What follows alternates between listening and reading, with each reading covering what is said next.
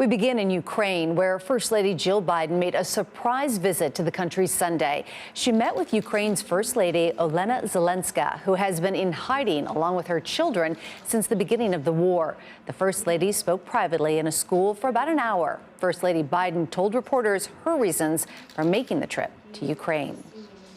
I thought it was important to show the Ukrainian people that this war has to stop. And this war has been brutal, and that the people of the United States stand with the people of Ukraine. After the meeting, the First Ladies met with children working on art projects for Mother's Day. Mrs. Biden's visit comes after other high-profile Americans made the trip, including Secretaries Blinken and Austin and House Speaker Nancy Pelosi.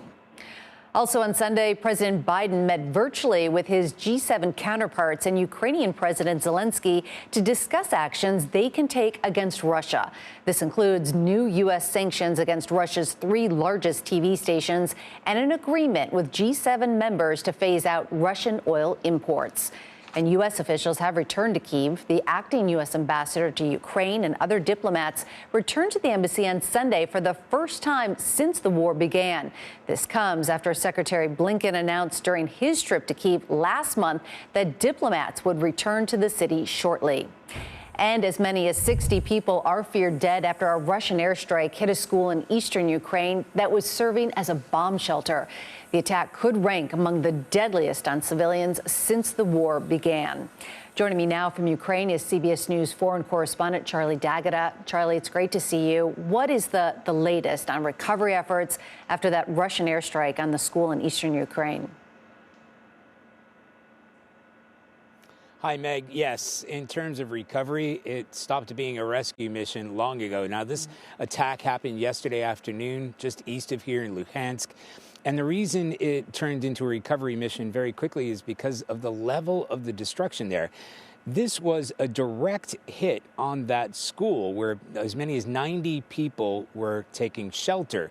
The governor said very quickly after the recovery operation got underway, he believes 60 people, 60, are buried beneath the rubble. And that's because there's nothing left of that place. There's a huge fireball that ensued after this direct attack. Now, why a school? It provides a little bit more protection than some of the homes, certainly in eastern Ukraine.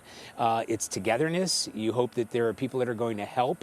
It's a place to get food. It's a place to take shelter. One would hope it's a place for sanctuary. That's why people go to these, buildings that are bigger. They have basements. They're somewhat fortified. This is not a country that was at war, so they don't have bomb shelters that are built in here. And it's a place where they felt safe. But as many as 60 people may have been killed in a single attack. And as you said, that may rank among a long catalog, a long list of what may be atrocities and may qualify as war crimes in this conflict so far. 60 people, those pictures are absolutely horrific. Charlie, you're in a region that was hit by missile strikes a few days ago. What are you seeing on the ground on the southern and eastern front lines where you've traveled this week? Well, here in Kramatorsk, we're in the top of sort of a backward sea. There's a small crescent in part of a larger crescent. In Kramatorsk and Sloviansk, which we're just south of, we're well within range of Russian artillery, and it has gotten hammered. You saw that. That was an apartment building. There's a place where there's a huge crater, and it just wiped out everything around it. And it's not just the initial blast, but the blast wave that shatters all the windows. The homes here largely aren't new. They're not ready for anything like this. So it caused widespread destruction. And that was just one area that we visited in Kramatorsk. There are a number of different areas here in the city itself that were hit. Now, the Russian military says they were aiming at an ammunitions depot. The Ukrainians don't believe that to be true, and we've seen with our own eyes the destruction here has been in residential civilian neighborhoods. So Kramatorsk, Sloviansk, a little bit south of here, Bakhmut, That was just hit a couple of nights ago. And we also went to the southern part of that crescent. Now, that's where 10 Russian battalions, we're talking about roughly 10,000 Russian soldiers, they finished the fighting in Mariupol, and now they've moved further north. And we went to that city, and that was eerie. We only saw a couple of people there. There were these elderly women. The place had been completely emptied or largely emptied. Many homes were destroyed there, and the Russians are on the move. Now, the Ukrainians are doing all they can to stop the ground offensive, but what's happening is the Russians, having learned their lessons in trying to take Kyiv and winding through those neighborhoods in places like Bucha and Irpin, where they were getting hit by Ukrainian forces, any of these tanks coming down the street, they've changed tactics. And now what they're doing, rather than putting their troops in a vulnerable position against Ukrainian forces, they're just going in by air. Large artillery attacks, missiles, cruise missiles, airstrikes, and they're just flattening the area as much as they possibly can, trying to put down the resistance, trying to cause residents to flee from these areas so they can then roll in the troops. So yes, they are edging ever closer to the north where we are, to the south where we just were. Ukrainian forces are putting up a fight, but they just do not have the kind of artillery to match the Russians toe-to-toe when it comes to these long-range weapons, and certainly anything coming through the air. Howitzers, the U.S.-supplied howitzers, are getting into this region, but they need them more quickly in order to stave off the Russian advance. So the real concern is over the next couple of days, we're facing a critical point. What may happen here in Kramatorsk and Sloviansk and neighboring cities and villages. This is a strategic position. If the Russians move down as they intend to do, President Putin has said that, want to cut off the Donbass region. We're sitting right in the middle of it. They're going to plow right through here and come up from the south and trap tens of thousands of Ukrainian soldiers, as well as the civilians who are in this region.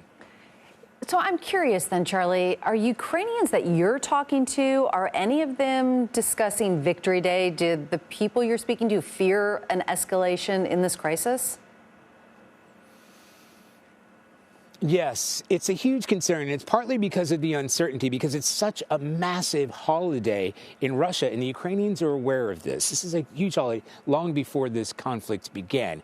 This is a Victory Day parade. This is where the Russians celebrate victory over the Nazis, and it's a nationalist moment. It's a very patriotic moment for Russians, and it is a patriotic moment for President Putin. So here in Ukraine, they're wondering, okay, is this going to be a declaration of war? Remember, they've only said this is a military operation, not a declaration of war. That could escalate things entirely, including conscripts. That will mean that Ukraine is in it for the long run and the long haul and will be facing a much larger conflict. Will it mean that President Putin wants to declare something like victory? Is it going to be a victory over Mariupol, victory over parts of the Donbass, to say that now we have got control of that area? Or, and that's the biggest concern for residents and for us, frankly, is there going to be a spectacular attack? Are they holding fire? They've got plenty of firepower. They've got plenty of weapons. They've got any number of ways to use those weapons.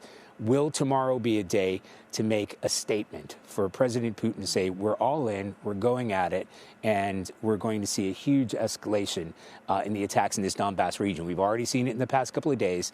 What the people here are obviously concerned about is whether now there's going to be an even larger escalation to make a statement during Victory Day for President Putin. Yeah, will they make a statement? That is the question. Charlie D'Agata with such impressive perspective and putting all of this into context for us, reporting from Ukraine. Please stay safe. Thank you so much.